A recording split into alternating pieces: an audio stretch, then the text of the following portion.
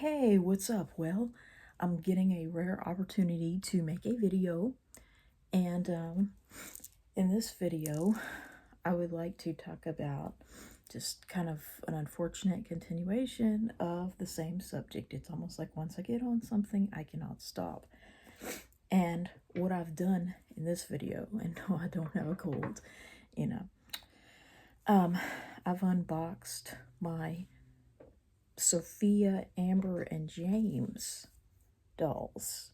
You see, I like this family playset because James was in blue, which is a color that I associate with little boys. I just wish they would have given him, pretty blue or green eyes instead of hazel or light brown. But that is one thing that makes the show unique, is that you have a lot of blonde hair, brown-eyed people and dark hair, light-eyed people, which you already had on a lot of other shows.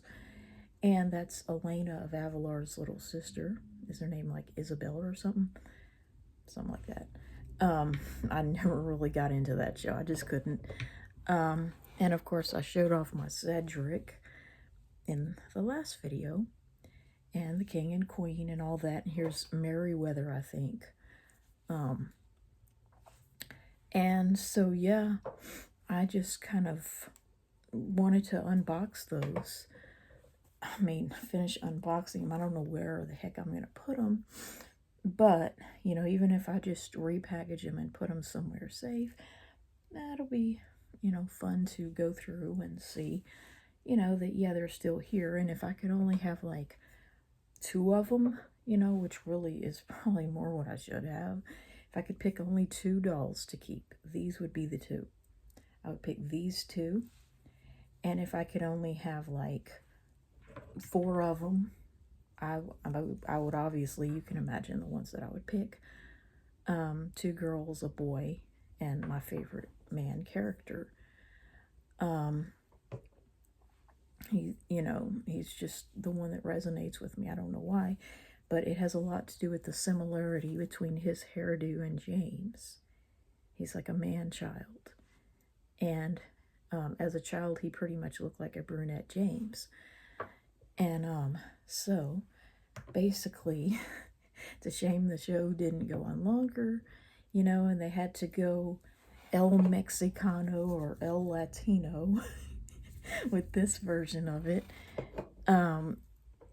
But, that being said, if I could only have 6 of them, I would obviously have Cedric and the Royal Family, which is the original playset that I had before I got greedy, like Veruca Salt. As I've stated before, I am Veruca Salt, not Mike TV, and that cannot be overemphasized. I like to collect things. I don't necessarily care that much about watching TV. And if I do, if it's almost like I've stated before, I'm all or nothing. I'm either all in or all out. And all out is, of course, the default. I'm either memorizing the birth dates of the voice actors behind the characters, or I couldn't give a hoot less about the show. There's really no middle ground with me.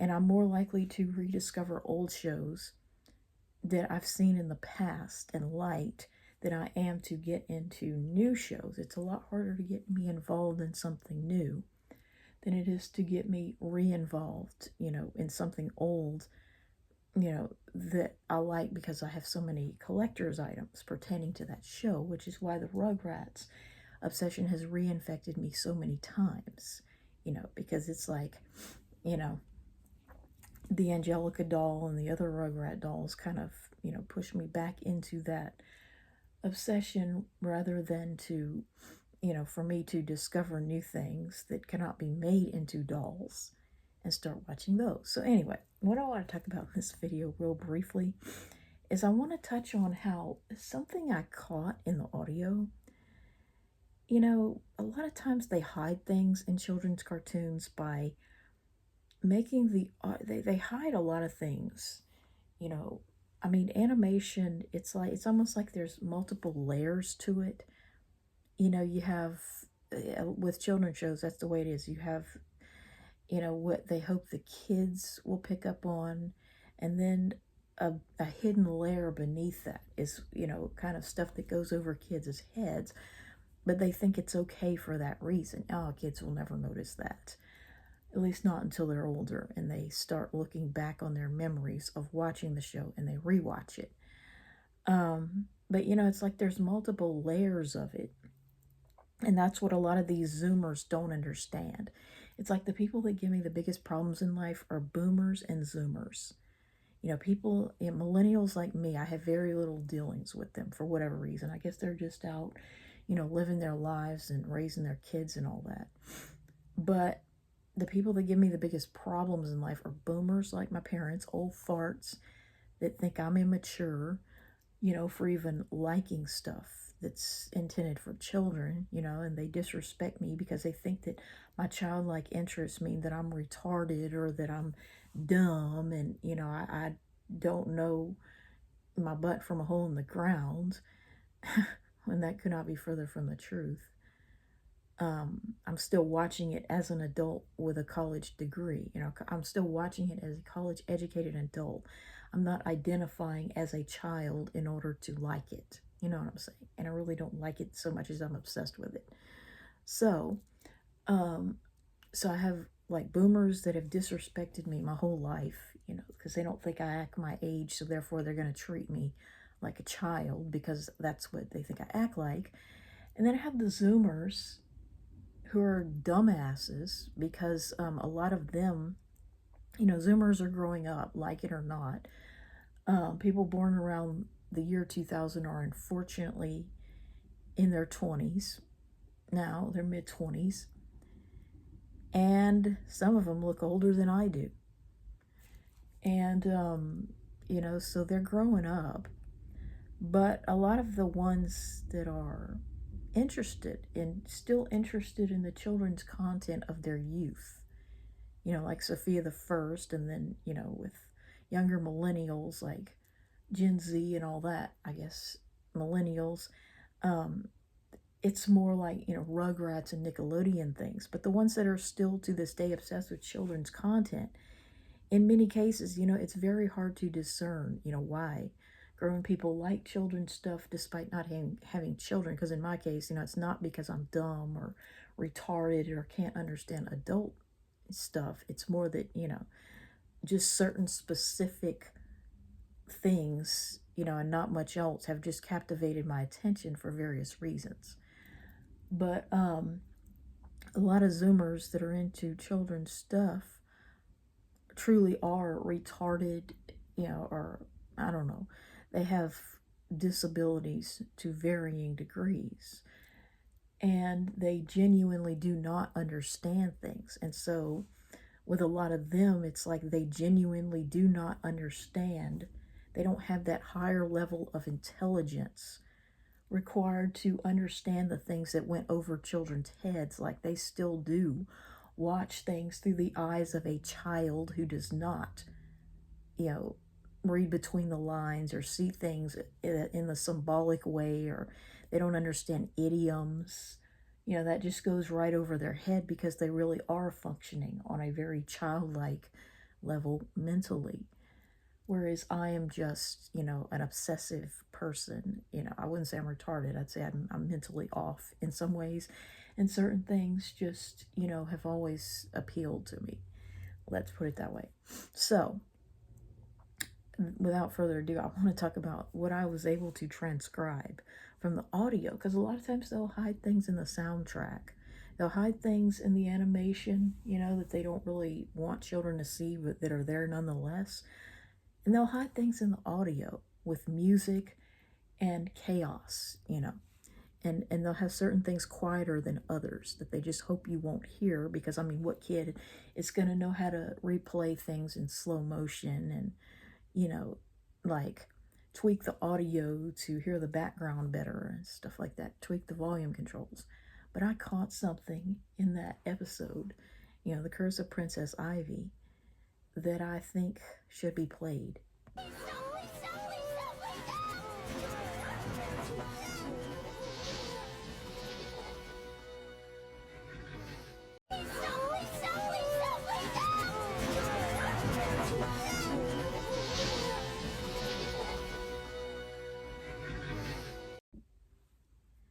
And it's a clip where clearly, I think I incorrectly put, I transcribed it wrong. Um, you see, they want it to be ambiguous as to which girl is saying what, because it's just chaos. And the one that's screaming, I thought it was Amber. You would think it would be Amber, but it's really, yeah, they have Cedric vomiting at a moment when Princess Sophia is screaming at the horses, please stop, please stop, please stop, please stop. And she's screaming at the horses to stop. I thought it was please don't. That's how it was transcribed. But what they don't want you to hear, so it's Sophia screaming, not Amber. They don't want you to hear Amber when what she says in the background. She says something about, there's a little throw up there on me. And she clearly says something about throw up. Oh, just a little bit of throw up there on me. And they don't want you to hear that because it's in reference to Cedric vomiting. And that's what I want to talk about is, it's just undeniable to me. They flashed it on there only for a second, because they wanted to hide from children the fact that he truly was vomiting in a discreet way in that scene. And it's just so clever the way they find the perfect way to hide things just enough so that most children do not notice them. And they'll even grow into adults who swear up and down that people like me are wrong when we say these things because they're too stupid to see it. So, when you try to tell me how I'm wrong, you only prove me more right. All you're telling me is why you're too stupid to see it, not why I'm wrong. And yeah, Cedric was vomiting, and Amber clearly said, oh, there's a little throw up there on me. And they didn't want you to hear that. That's why they put Sophia screaming in the foreground and the horse neighing or whatever, and between the sound of the wheels and all that coming off. And the other thing they do very cleverly is they have a very clever way of focusing on other things in the show just as the characters vomit. Because I think really, Sophia is shown with puffy cheeks and she makes a throwing up sound, which probably went unnoticed. Her voice actress, unlike Jess Harnell, was willing to do the sound, but they put it to where you could barely see it. You could barely hear it, and then you couldn't see Sophia as she made that sound. Her cheeks got puffy, but you never saw her vomit.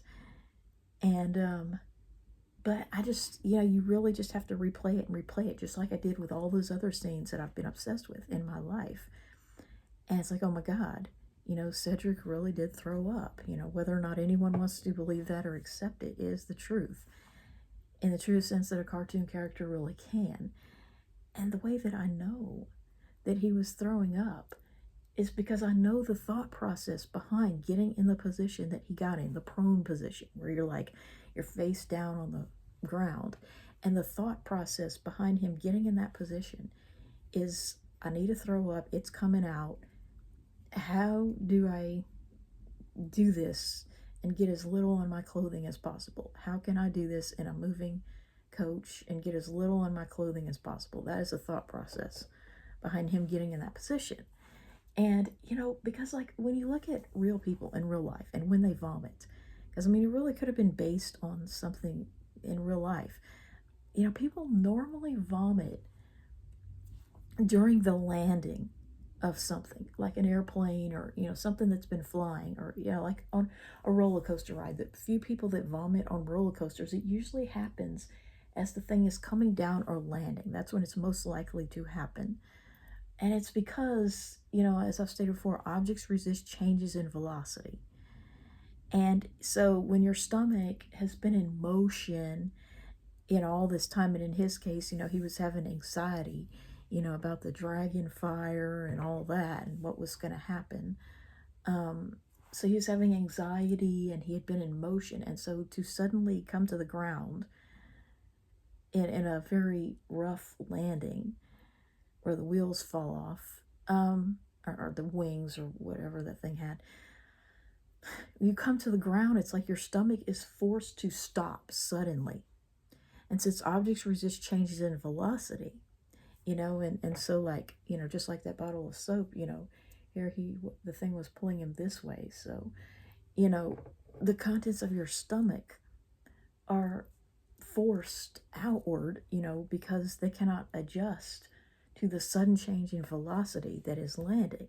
It's not so much going up into the air and flying, and I know this from my own personal experience, in my own personal life. I can remember my little sister at the age of almost 2, she vomited all over our patio one morning. I can remember looking at her, thinking she was so cute, and I was about to kiss her when all of a sudden, we were swinging on a swing after we had, some breakfast and orange juice. And all of a sudden, my little sister, I was with my dad and everything, we stopped the swing and she just vomits all over the patio. And I'm like 10 and a half. And of course, I didn't throw up, because I've been sitting up. But, it's like that sudden stopping in the motion of the swing made her vomit. And, I don't get car sick, but, I think one of the last few times I ever did it, I was like 32, so about almost 10 years ago. Yeah, it's like I didn't get truck sick, but I had already eaten something that I shouldn't have had. And that's the last time I ever ate these, gummy worms, which are basically hand soap made into candy.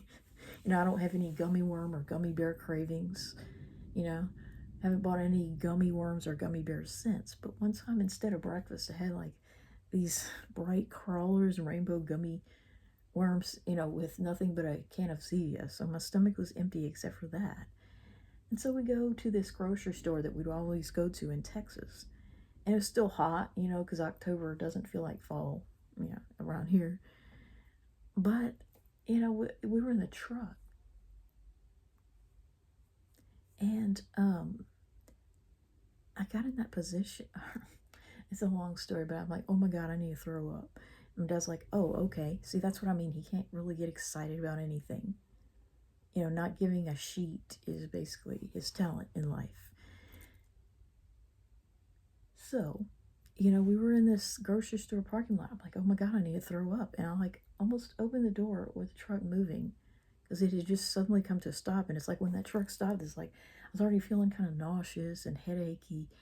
But the stopping of that truck is what just made me like, oh my God, there's no stopping this. Like, I don't think I had vomited since I was 29 and here was like 32. So luckily, that may have been the only one out of maybe 2 times that I threw up in my 30s. I think I did it like every other year. I know this is a little TMI. Like every other year in my 20s and all but 2 or 3 out of 7 years in my teens, and every single year of my life through age 14, at least once. And yes, I remember the approximate dates, like the horrible events that these were. But it's like stopping that truck just was like, oh my God, I'm going to throw up. I can't even believe this. And my dad was like so nonchalant about it. Like, oh yeah, okay. Like, oh well. So like I bent down and I was going to like lean over in the parking lot. But what ended up happening was I was able to hold it until I sat, just like Cedric, on like in the prone position on this bench in front of, and of course I hadn't discovered watching that show yet, so that didn't give me the idea, but just instinctively I just got face down on that bench and I just like threw up. Like just splattered the pavement, and people were like, ew, and they just refused to look at it. And that kind of surprised me because my instinct is to look at it, their instinct was to look away. And so like it was embarrassing, but I felt fine after that, and we just went shopping, and I felt better than before. And then I was just hungry for anything, and so I ate. And my dad asked me if I was all right, and I said, yeah, I felt fine. Felt even better than before because I got rid of whatever was making me sick. And so yeah, you can imagine how many bags of bright crawlers or gummy worms I've ever wanted since. And so, but you just instinctively get in that position to vomit. Animals do the same thing. When the cat throws up, she gets in the same position because the the instinct, the thought process is, how do I do this and get as little on my clothing as possible? And with an animal, it's their fur. They don't want to get it on their fur. And so yeah, it's like, it's just undeniable to me, because it's like they puked upon landing. That's what happened in that Curse of Princess Ivy special. It's like part 1 and 2, I think, something like that. But that was definitely the Sophia the First puke scene that was done so discreetly that most Zoomers, still would swear up and down and hate you for life, if you said that. It didn't happen because they did it in such a discreet way. I mean, Sophia was clearly like a chipmunk with puffy cheeks, and they didn't show her when she made the throwing up sound. And Cedric, it's like he still had that, that hungover look about him. He still, and the thing about it is, the kids probably thought he did that because he was scared of something hitting him in the head. But he did that, so that he could throw up under the seat and not all over Amber's dress, Um, and even after they landed, he still continued to stay with his head down like that, for a few seconds longer. And then he got up and he was still like, and he was like looking at the ground, almost like dry heaving. And then they show the blazing Palisades right after he does that, like he could have been throwing up again on the ground. But yeah, it's like, as exposed as I feel, I just feel the need to put that out there that, yes, there was a puke scene, a very discreet puke scene in The Curse of Princess Ivy. And I feel like a lot of these young people, they're just so stupid. They're idiots. And they don't understand things from a more mature, college-educated, adult-like perspective. Because even if they are like in their 20s, a lot of them still have the mind of the child they were when they discovered it for the first time. And they refuse to change from that or accept correction. And, things like, other things I've discovered, like somebody needs a diaper change. In that movie, that's an idiom. And those idiots don't understand that idiom, which I've learned that what that really means is someone needs an attitude change. And so, the mere fact that it is an idiom with a double meaning means that it cannot refer to Tommy. Cannot whatsoever refer to Tommy, because the one that needs an attitude change is Angelica. So it's clearly referring to Angelica, both physically and metaphorically. And what a lot of these, young people don't get is they don't know how to read characters' facial expressions. They're horrible at reading facial expressions because a lot of them are male, and a lot of them, as I've stated before, they truly are retarded in various ways, to varying degrees. And, they may not like that word, but that's just tough. They truly are not functioning at the level of their age group, which a lot of people say that about me. But with me, it's like I'm still functioning highly enough that I can read facial expressions and understand, what people are saying with their eyes, or even cartoon characters, what they would say, even if there was no dialogue. I could still like read their facial expressions, even if they were speaking another language.